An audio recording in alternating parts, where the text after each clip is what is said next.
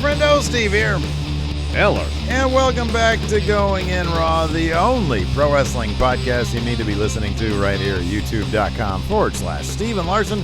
Available wherever podcasts can be found. And, of course, taped live at the Twitch at twitch.tv/Steven Larson. Before we talk about what might be the modern era's most buzzworthy, at least, Hell in a Cell match, the gutsiest performance I've seen in a long time. Yeah. Want to say thanks to all the friendos for hanging out with us, the Enforcer for holding it down, being the third man, being the social engagement guy, and you got that right. Just being all around awesome fella. Oh, Enforcer's awesome. He's the best. So it was kind of funny, man. During the actual stream, we had, I don't know, around 850 or so friendos. When word got around what happened in the main event with Cody Rhodes wrestling with a pectoral muscle torn off the bone. So the way this went down was earlier in the day, last night actually at a house show, WWE announced that Cody was not going to participate in his scheduled match for the night because of an injury. Dave Meltzer had reported on Wrestling Observer Radio that it was a weightlifting accident or a weightlifting related injury. By the way, Macho T just rated us with a party 32. Thank you, Macho T. Go follow Macho T, everybody. Yes. And so the question began. Then WWE's Twitter today confirmed it as well that he's still gonna proceed. Cody today was tweeting out, "Chicago, are you ready for this?" And so the big question was, okay, what are they gonna do? There was like some chatter about possibly Bray Wyatt coming back. And how are they going to handle this? Is there going to be some sort of proxy for Cody? No. He showed up, and it seemed like they just did the match how they were going to do it. Seemingly no changes except for an emphasis on the enormous bruise that extended from Cody's sternum to about, I don't know, his elbow. Yeah. So he took he always wears the Homelander jacket. Seth shows up in Dusty Rhodes inspired gear. It was hilarious and amazing. Yeah. And everybody's waiting for Cody to take off and you can see it sort of right peeking there. through. I rigged up like a fake one up here for the overlay. But you could see it. Oh, that's pretty good. And then it's from a real bruise. And then and he takes off, and it's as if, I mean, the comments we got in our chat were hilarious. One person said it looks like he's the guy who won't admit that he's been bit by a zombie. There are all sorts of great, but my God, it was like a deep, gnarly bruise. Honestly, last time I saw something like this, when Triple H tore his pec. During, I think, the Saudi Arabia match with DX versus Undertaker and Kane. Yeah, versus Brothers Destruction mid-match. Yeah, early in the match, he I think like he went over the rope and held. Yeah. And he had done there was like an Instagram post after the fact, and it was just the gnarliest, and this looked just like that. Yeah. And after sorry, go ahead. No, you go ahead. I was saying, and once they got, if anybody had any notion this was some sort of worked angle, to build up Cody anymore. Once they got close enough and you could see that, this wasn't makeup. This was actually blood pooling under the skin after the match when he won. He was posing on the top, on the turnbuckle, and the camera was shooting upwards towards him. And you could see major swelling in the right pectoral area, and it made it a good 30 to 40% larger than his left pectoral. There were distinct changes. The match and of course he worked a whole match not be able to lift his arm more than probably about this high. Yeah, right. Yeah, he comes out, he doesn't lift his right arm up at all. As you mentioned, it was one of the gutsiest performances we've seen in a long time. The match itself was actually laid out. I mean, I don't know. Like you said, it did seem like they probably hit the beats that they had wanted to hit anyways. Seth Rollins had brought up during their various promos. I think the last one, you wanted to take a sledgehammer. You wanted to take a sledgehammer to the throne, and now you're trying to, break this place down. Take my throne, yeah. Now you want to take my throne. Well, a sledgehammer had been introduced in this match. We finally got, after several years of Cody teasing it, Cody hit Pedigree tonight, which More than anything, I mean, obviously we've read that an injury such as this could take between 6 to 12 months to heal properly after he goes through surgery. I love that he got it in, because honestly, who knows what the future holds? You know, I'm not educated in this type of injury at all, but any sort of mishap, medically or not, could spell the end of his entire career. We don't know. It could. Yeah, obviously. Like the pectoral is a major muscle. Yeah, right. You know, it's a pretty large muscle, and I'm sure it has functions beyond, just in terms of chest stuff. In terms of structurally, it might serve a lot of purposes. I mean, obviously, you couldn't lift his arm over his head, so obviously that had some play in it. And you worry whether someone could make their injury worse. Yeah, right. Wrestling, or because of injury, get injured in other ways. You would think you would have to get clearance from the doctor, essentially saying, well, it's tore off the bone, but you're not going to hurt yourself any worse having this one match. And then as soon as you're done, once swelling's down, you're getting operated on, It's going to be that's the only reason that I would imagine he'd be allowed to participate in this if it was a situations like, well, you're not going to hurt yourself any worse, essentially. Yeah. It's going to be very interesting to see, what if he just goes away, or if he, gives I'm sure he'll give updates through his social media. But if there's any interviews that are conducted, if we get some sort of scoop either from Meltzer or Sean Ross Sapp or whomever about, the nature of all this stuff. But how this match, what took place once they realized the severity of the injury and what decisions were made and what went into those decisions, how the match ended up getting laid out at that point, what changes were made. Like you said, there was an emphasis, Seth targeting, the obvious giant rotting flesh right there. That clearly was something that they focused on. But we both figured Cody would win this going in, and he in fact did win it coming out of it. This match will be remembered for a very long time when he returns.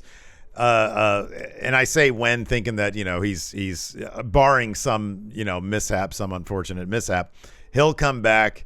And it'll be massive. It will be massive. Yep. And the funny thing is, like, if you look ahead, let's say he's able to come back by the Rumble, right? They want The Rock for the next WrestleMania. I don't know how they get around. I mean, Cody could totally take that title off of Roman at this point. Let's say Roman beats Rock at WrestleMania, but like if Cody comes back for the Rumble, Cody's got to win the Rumble unless they do the thing where they split the belts. But I mean, I don't know. The way they're going, it seems like Roman's going to have both those titles walking into WrestleMania next year. Seems that way, yeah. I don't know how you what do you do? Do you factor Cody in? Rock is obviously the big ticket match. Where do you then slot Cody in going forward? Like, what if you're Vince McMahon, what do you think that he would do in that situation? Like, what's a possible scenario here? I mean, that's a difficult question to answer. I mean, it seemed like his path he seemed to be an obvious front runner for Money in the Bank. That's totally off the table now. Completely, yeah. Completely and totally. Patty Swan here in chat says, Cody spoke to the crowd post-match, says, nobody convinced me with a torn pec to come out here. It was solely my decision. Mayo is Blue suggests Cody versus... To stay the center of attention, to stay the most relevant person in wrestling. Cody versus Brock. Here, Mayo is Glue suggests. Vermillion says Roman and Rock night 1, and then Cody Roman night 2. Whoa. Earth to Elliott says Cody stacks them both. That would be amazing. Vince McMahon, that's got to be on Vince McMahon's mind. After this match, because Vince loves this shit. Oh, yeah. He loves this shit. Yeah, he does. Cody stacks them both. The night 1, night 2 thing is legit. If Rock already has the match booked like before even the Rumble, but Cody wins the Rumble, night 1 and night 2, that's a possibility. Could be. That's a possibility right there. Yeah, I mean, I guess part of it is he'll have a surgery first. Then it depends on how rehab's going. Yeah. And if he can't make it back in time for the Rumble, but WrestleMania is still a possibility, then I suppose you got to give him a feud for Mania, and then you build to him beating Roman over the summer. Mm-hmm. Yeah. Schedule SummerSlam at Madison Square Garden next year or something like that. Yeah. Yeah. Have Cody win the title at MSG. That's huge. Yeah. Have him do that. I know they have a Raw, I believe, at Madison Square Garden coming up this summer, where I thought maybe he'd have a match and win in a similar fashion to his dad to further motivate him to actually get that win.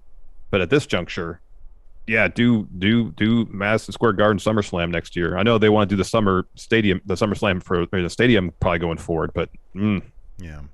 Telegraph the shit out of it that you're putting the belt on Cody at this show. Yeah. Let's talk about what ripple effects this might have. You and I had both thought that Cody was going to be a shoo-in for Money in the Bank. Clearly, like you said, that's off the table now. On SmackDown, which we're going to talk about tomorrow on our show, Drew McIntyre had said he plans on taking the titles from Roman at Clash at the Castle. Look, you can write all sorts of storyline reasons for Drew to have that match. Adam Pearce could just say, makes sense, because it totally does. Would they then pivot the Money in the Bank winner to be somebody who is obviously just going to lose it on a cash-in? I mean, or would they just say, okay, well, Roman says, Drew, doesn't work for me, brother. You got to earn your spot. Drew wins Money in the Bank and declares the cash-in at Clash of the Castle. If Randy Orton is, in fact, the opponent for Roman at SummerSlam, like you've said in the past, he's Randy flipping Orton. He deserves a title shot anytime he wants it. Do they motivate that match using Money in the Bank or the Bloodline Hunter himself, Matt Riddle, who's supposed to have a Roman Reigns match at Money in the Bank? Do they switch things around and have him win Money in the Bank to motivate the match? Yeah, who knows? I mean, I'm sure they're scrambling backstage to work out plans now, since what might have been plans. We don't know for sure if Cody was kind of earmarked to win Money in the Bank or not. You know what they could do? They could. So Mr. Sinister here brings up Lashley holding up the title. Yeah. And now you and I had both going into this, and it's funny because the betting odds, which grain of salt, had gone with Bobby Lashley earlier in the week, and just today the betting odds switched over to Amos and MVP. Now Lashley stood tall at the end of Raw. We figured that's why Amos and MVP. Plus, like, it benefits Amos and MVP. It doesn't really hurt Lashley that much to lose a handicap match. But Lashley won tonight. He held up somebody's replica title. Is it possible that Lashley would then be considered number one contender at going into Money in the Bank? That he has that match there. Riddle wins Money in the Bank. And then maybe you can use that to motivate Orton coming in, because Riddle tries a cash in and gets decimated perhaps. Bloodline completely does one of those super extra violent beatdowns. Yeah. That motivates a return for Orton, and that motivates a SummerSlam match. There's a bunch of pieces they could play with here.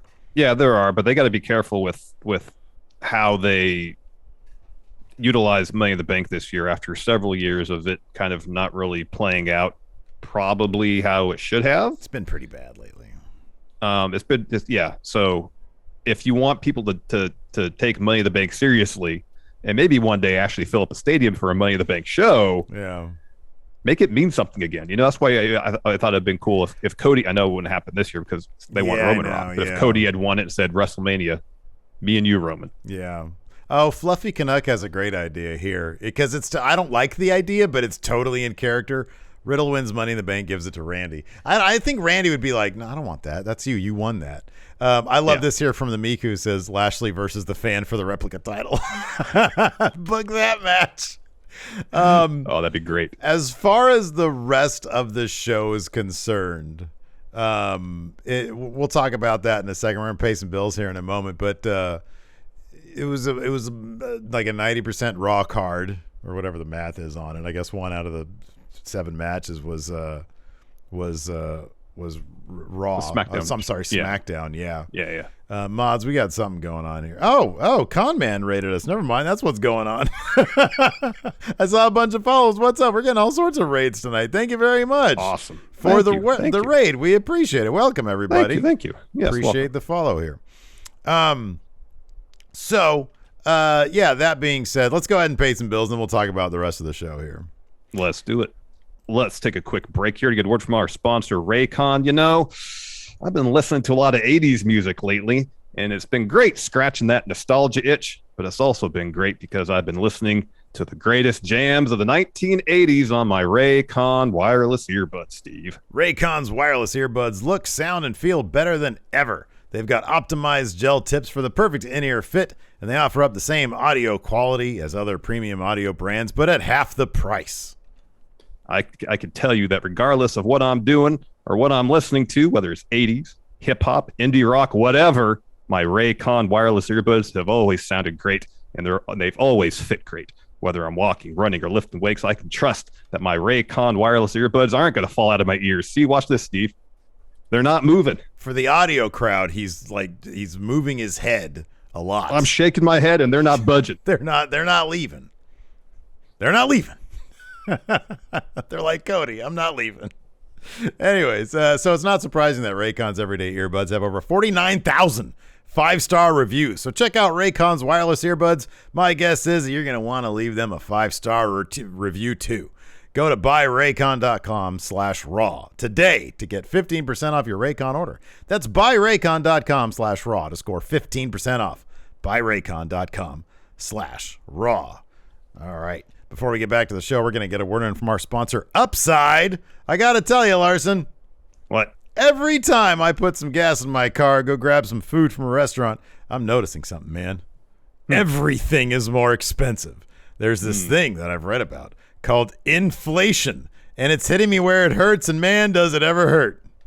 Yeah, I'm aware of inflation, Steve, and yes, it's hitting me hard too, which is why I started using Upside when I buy gas or eat out, because Upside gives me cash back on those purchases. I bought gas with Upside. I bought burritos with Upside. And with each purchase, I've gotten cash put back in my pocket. And I just found out, thanks to you, actually, that the restaurant here in town that offers up my favorite burrito has offers on Upside now. So later this week, I'm going to go get that burrito with the cash back I got from buying burritos before. Oh my goodness. And using Upside is easy. Just get the app from the App Store or Google Play, claim an offer on whatever you're buying, check in, pay as you normally would with a debit card or credit card, and bang, you get paid. You can cash out anytime to your bank account, PayPal, or an e-gift card for Amazon and other brands.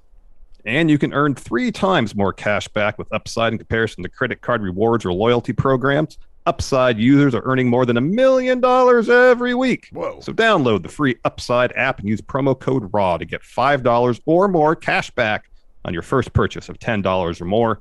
That's $5 or more cash back on your first purchase of $10 or more using promo code RAW.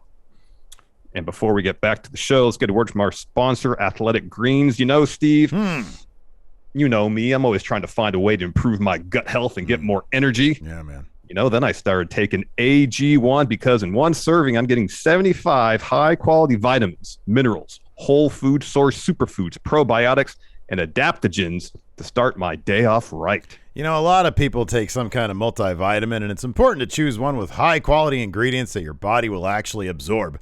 Athletic Greens is the one thing with the best things. It uses the best of the best products based on the latest science to support better sleep, recovery, mental clarity, and alertness. Yeah, I make myself some AG1 every morning before I eat breakfast, and I've noticed that my gut health has improved and my energy has gone up. And it's been really easy to work into my daily routine. Whether you eat keto, paleo, vegan, dairy-free, or gluten-free, AG1 could fit into your lifestyle, and it costs less than $3 a day. And right now, it's time to reclaim your health and arm your immune system with convenient daily nutrition. It's just 1 scoop and a cup of water every day. That's it. No need for a million different pills and supplements to look out for your health.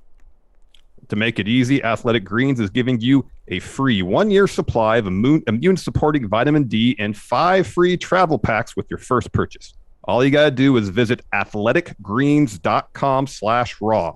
Again, that's athleticgreens.com/raw to take ownership over your health and pick up the ultimate daily nutritional insurance. Also on, Hell in a Cell, Bianca Belair retained her Raw Women's title. Honestly, it was just called this WWE Cody's missing pectoral muscle. That's what this pay-per-view was called. So Bianca retained, and the big question is, who is the next contender for Bianca Belair? I mean, the way the match finished, I guess it could be Becky again, because this is the first match. So I guess we can kind of segue into the recap of the show. So the show kicked off with Becky versus Asuka versus Bianca. And throughout the match, Becky's thing was throwing someone out of the ring to try to get a 1-1 matchup. Mm-hmm. And she did it like 4, 5, 6 times. And then finally at the end, when Becky hits Asuka with a manhandle slam, Bianca comes back in the ring after I think Becky had just thrown her out and throws Becky out of the ring, covers Asuka to get the win. It seems pretty evident they probably want to do Becky Bianca one more time. Mm-hmm. Yeah, and I would be surprised if it wasn't at SummerSlam. Yeah, because SummerSlam. No, you're right, because they sort of have their cake and eat it too. Like SummerSlam is the 1-year anniversary of the 26-second, controversial Becky Lynch return. So yeah, I mean, Becky, she's got to go through all this right now. Bianca's learning her game, and besting her at it. And Asuka's there too. So like, I feel like I mean, in the end, it's going to be Becky's got to get past Asuka to get back to Bianca Belair. Yeah. And yeah, like you said, SummerSlam seems like that's going to be the situation. But like in the meantime, with Becky and Asuka doing their thing, we've got Money in the Bank coming up. There's probably going to be a match there. And then on top of that, obviously a Money in the Bank winner. Now that can go to either brand, but let's just say it goes to Raw. Who does she have as her possible opponents there on Raw? It's too early for Rhea. Is Lacey Evans back on Raw now? No, she's back on SmackDown. Yes, she is. She was on Raw. She was on SmackDown, then Raw, now SmackDown again. That's right. Well, maybe by the time Money in the Bank comes around, she'll be back on Raw. Back on Raw and win it. Yeah, exactly. I mean, Rhea's going to be. Yeah. I feel like Rhea's probably they're going to get some more wins for Judgment Day, and then after SummerSlam, I would imagine that Bianca's feud through the fall will be Rhea. Mm-hmm, yeah. Liv's a good guy. It's not going to be her. They already did Sonya Deville, which it bums me out that Sonya's gone again. Yeah. So yeah, Doudrop. They should do Doudrop again. Remember they had like 40 matches in a row. Yeah. I mean, they could. Well, she's a good guy now. I was going to say Alexa Bliss. If they figure out a story for Alexa Bliss, she should totally be a challenger at some point.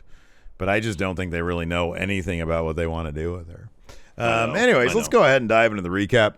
Sure. Because the rest of the show is kind of like a glorified Raw, to be honest with you. We had Becky Lynch versus Asuka versus Bianca Belair. Like you already sort of mentioned the story of this match. Becky taking advantage, trying to be the opportunist here.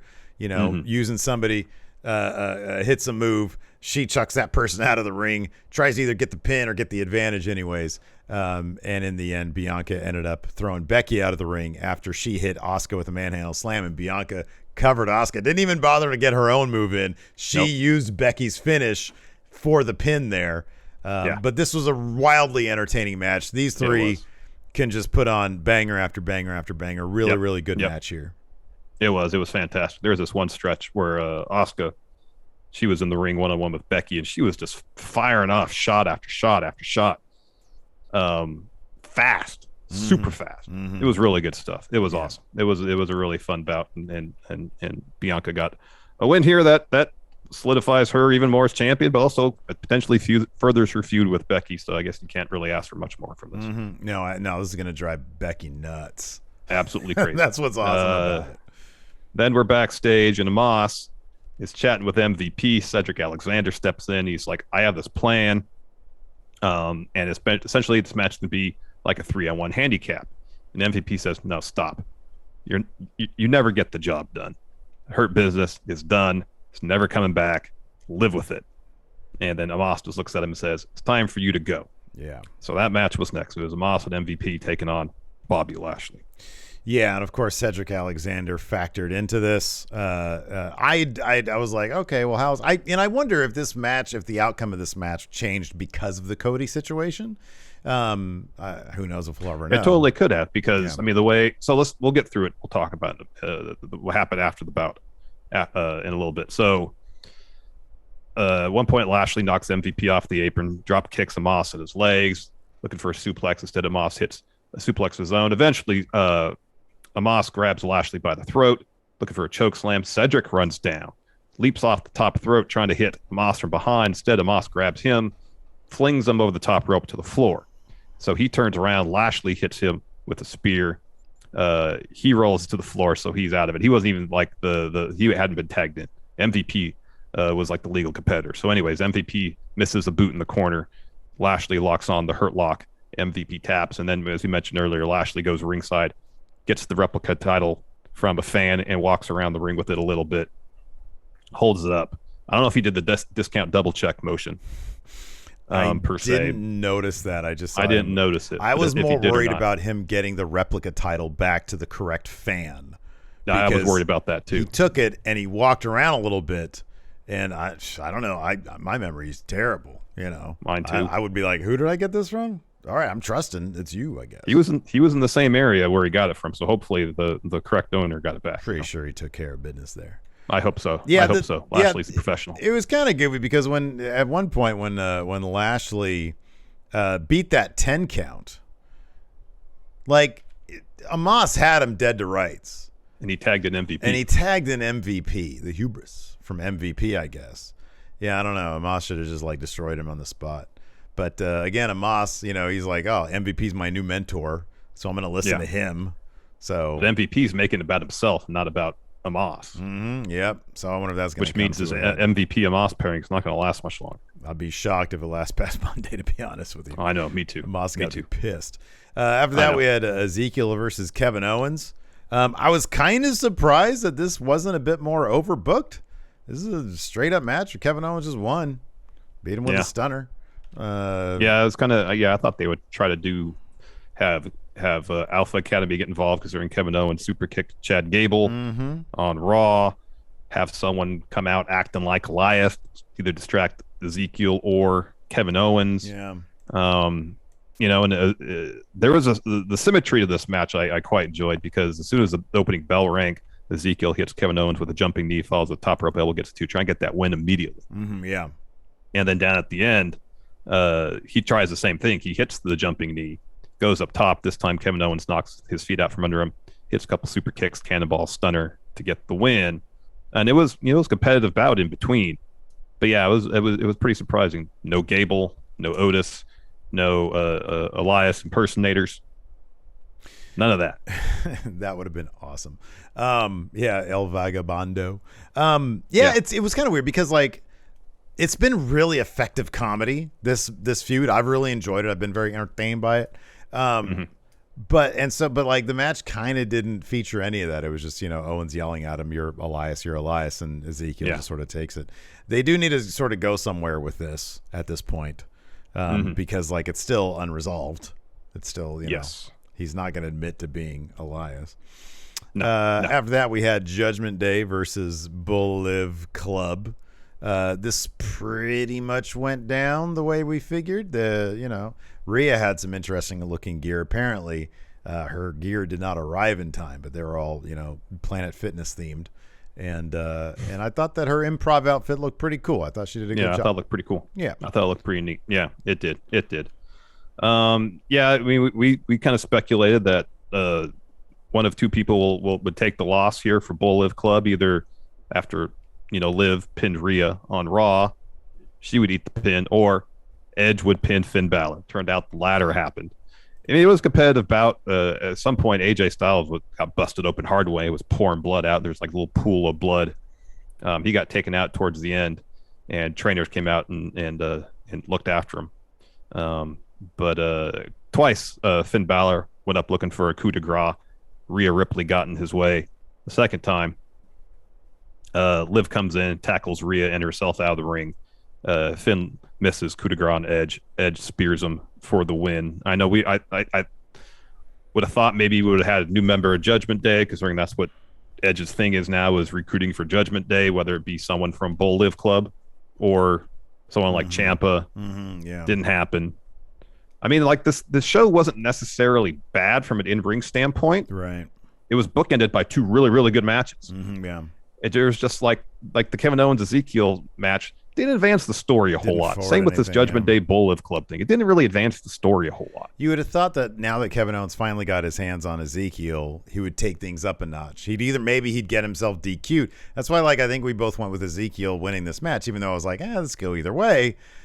Something would happen. The alliance with Gable falls apart. Kevin Owens goes crazy and gets himself DQ'd. Something, but it just didn't happen.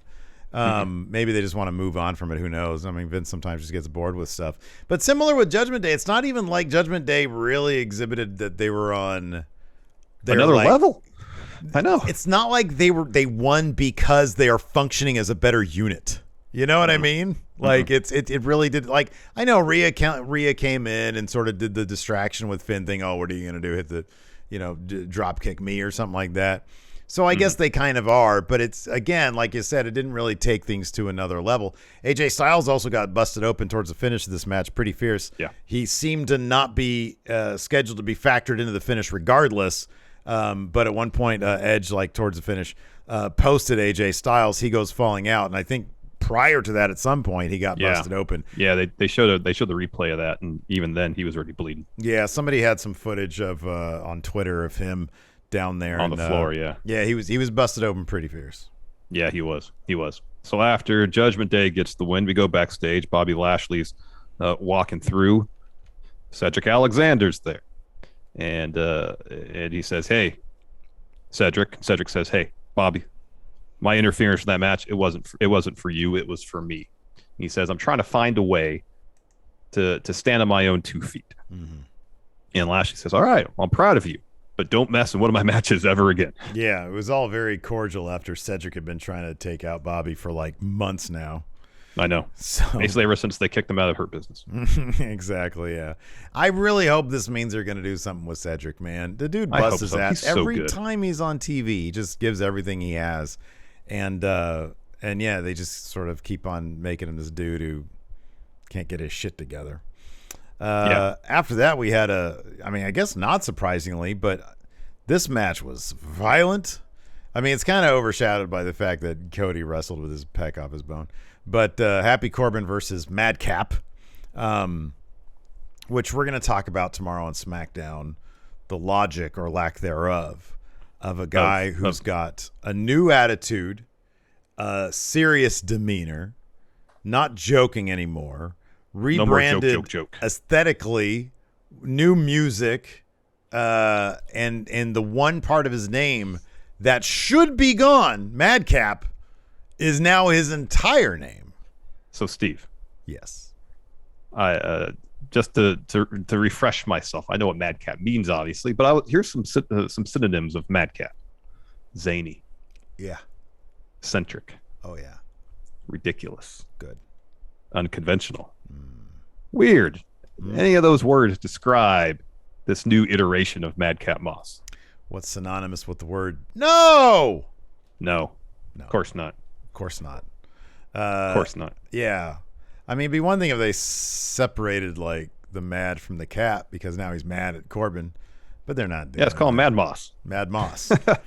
Exactly. Yeah. Madman Moss. Someone in chat during the stream said Mad Dog Moss. There's a lot of things you could use.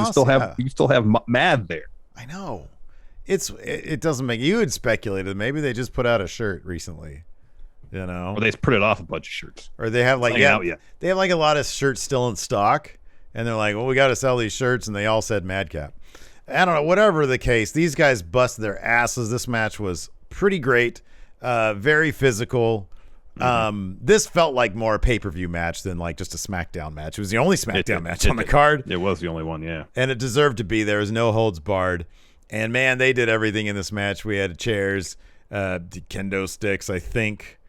Or did the kendo stick only apply in the Hell in a Cell? They had ring steps. I think that was only in Hell in a Cell. There's a lot of chairs and ring steps in this one. There was fighting in the crowd.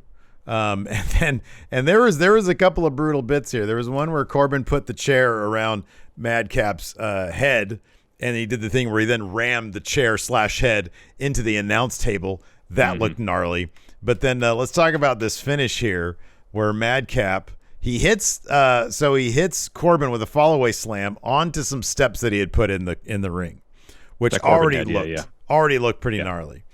Followed that up with his finish, the punchline, which is a rude awakening. It's a neck breaker. And then he wrapped the chair around, but he didn't go for the pin there. He wrapped a chair around Corbin's neck and then hit the chair with the ring steps for the win. Basically, he decapitated. Yeah, well, Corbin. Echoed what Corbin had did to him with chair around the neck, Andre trophy. This time it was ring steps. Right. But man, and if anybody, they say the ring steps weigh like 300 pounds or something like that. Yeah, it's always ridiculous. If anybody has really proven that they deserve more opportunities, it's Madcap. It's Moss. This guy took a dog shit gimmick with a dog shit situation. Happy Corbin's joking yes man, and turned it into a character that actually has some depth, has some complexity, and he's really run with everything they've given him. He's got charisma. He's tough as nails. That one spot with Drew McIntyre where he kept on going, he probably shouldn't have. Yeah. Vince loves that stuff. So I hope they continue to give him some opportunities. What would you like to see next from Riddick Moss? Enforcer wants to see him in Money in the Bank, and I don't disagree with that. That'd be good. That'd be a good spot. I think not that he has to win it, obviously. I think it's way too early. I mean, he just got the repackage. Although he checks a lot of the boxes that seem to lead to a Money in the Bank win. Obviously, Vince it really likes him. Yeah, he's got the repackage. He's coming off a pretty significant win on pay-per-view. It's too early. It's sort of like with Otis. You can tell us Vince was infatuated with this Otis character, putting Money in the Bank briefcase on him, and then realized pretty soon I can't do anything with this guy with the briefcase, and got it off him.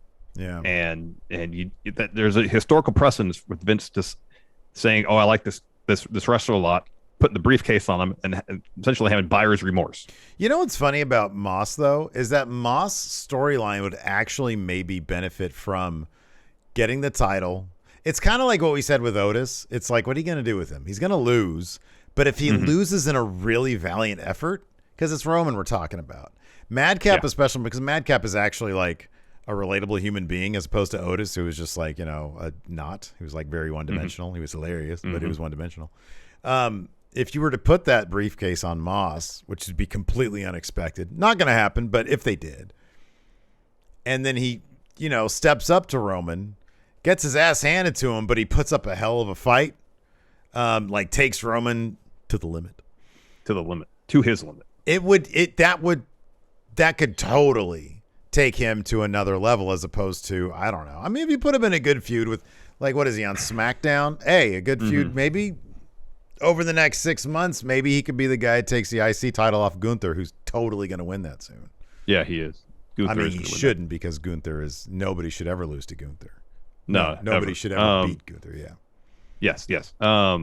So the problem with, I don't dislike that scenario with Moss and Money in the Bank. However, I just feel like, again, and maybe WWE doesn't really think this way or care about it. I feel like people just really want someone to have the Money in the Bank briefcase and have it be cool again, Yeah, but here's the thing. I feel like this year you can't. This year it has to be a losing effort because nobody is going to beat Roman.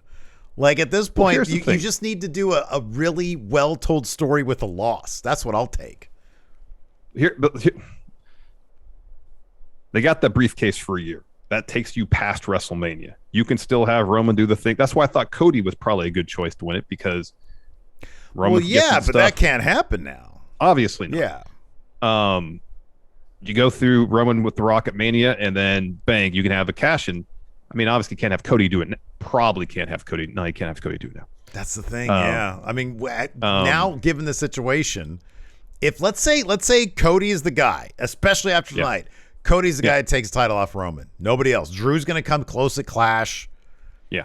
The briefcase winner has to be a loser this year. No, I know, but it's I think it's just another instance where people are going to look at the Money in the Bank briefcase and be like, why do they keep messing this up? I know, I understand everything that you're saying about Roman's going to be not taking any L's between now and WrestleMania, probably, unless they split the titles, and then it's a different conversation. I don't want them to do that.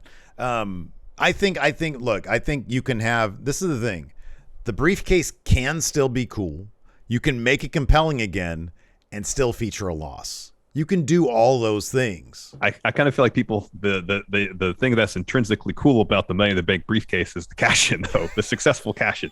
Without the successful cash in, it feels like a letdown. Yeah, okay. Maybe you're right.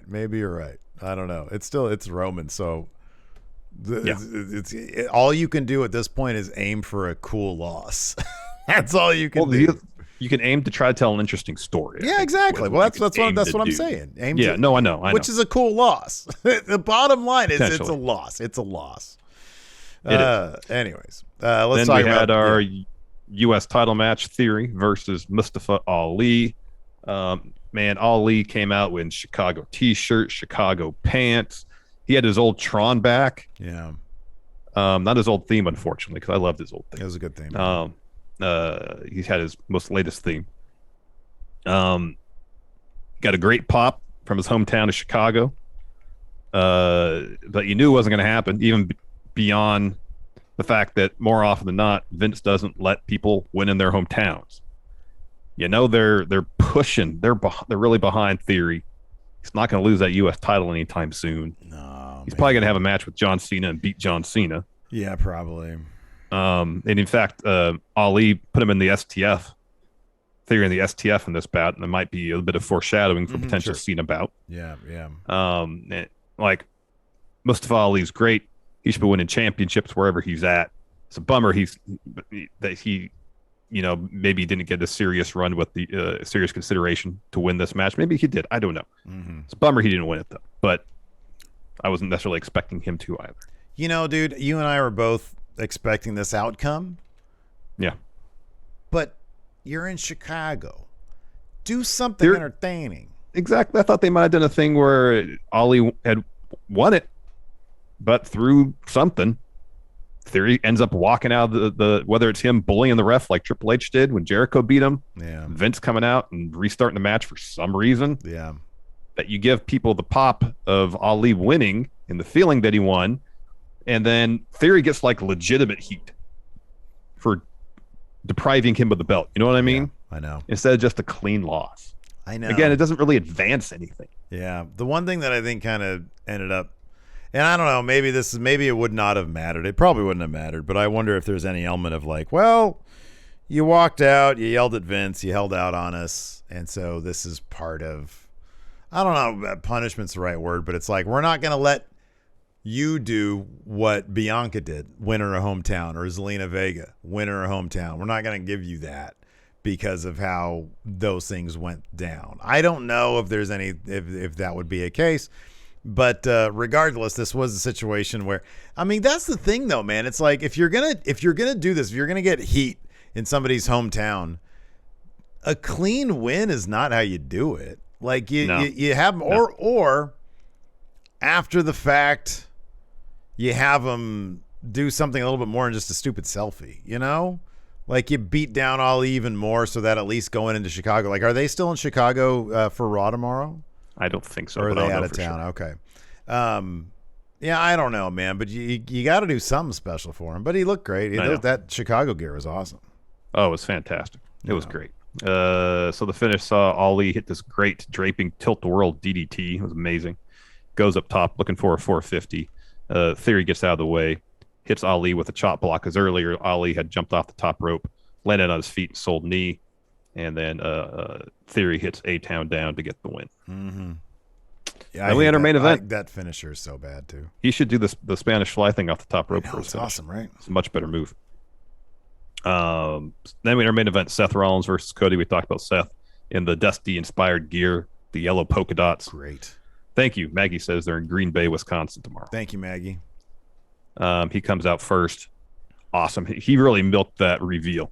He's got this great coat on. Yeah. And he's just waiting for that spot in the music where it kind of drops a bit. Yeah. And when it picks back up, oh man, Dusty gear. That was amazing. That was so fantastic. It was great. And so we mentioned as well. Talked about Cody taking his coat off. Just horrific zombified flesh. It was a lot of bruising. A lot of bruising. A lot of bruising. Cody starts fast. He like early on, disaster kick, Cody cutter. He's looking for a crossroads. Every time he has to land his back, I'm like, oh, this has got to suck so bad. This has to be so painful for him. So like I know adrenaline usually can do a lot. Yeah, but he needed a little less in his soul, a little bit more in his pec. I like what I'm doing, so I'm going to do the I'm going to start cutting the reactions tonight. Mm-hmm. And I'm so tempted just to do the Cody match. Like, just cut out any silence from the Cody match, because it is literally hard to. It's just like, I don't know however many. This is like a 15-minute match. Us going, no, yeah, no. I know. It was tough. I know. It was tough. Cody goes through a table. I mean, he gets one of the first kind of like times that Seth really targets his chest. He gets a kendo stick and blasts him across it. One time he gets the point of the kendo stick and jabs it like right here. Yeah.